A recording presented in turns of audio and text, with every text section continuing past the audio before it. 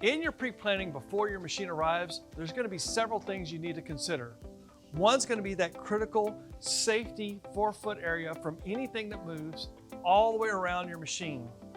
Now, another thing that you're going to think about is, where's your vacuum pump going to be located? Will it be at the rear of the machine or maybe in an adjacent room?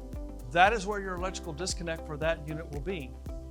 Another consideration is, where's your dust collector going to be so that that bag can easily be accessed and emptied for particulate removal.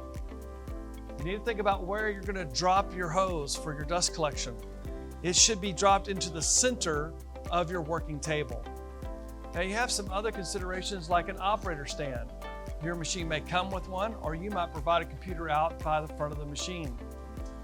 You also want to think about loading machine material onto the table and getting those parts off into a parts cart.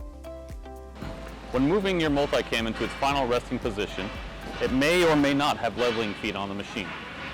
Please find the box labeled leveling feet that is located on top of your machine and insert the foot before it is placed into its final resting place.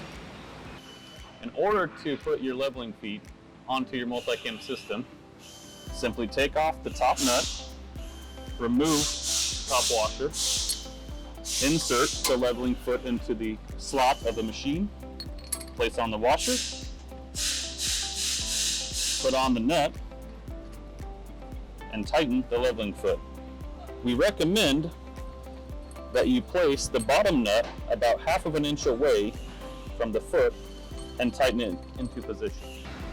If your MultiCam system does not have a slot on the side of the frame to insert your leveling feet, please find the threaded bolt hole on the bottom of the foot and insert the leveling foot into the bottom of the frame.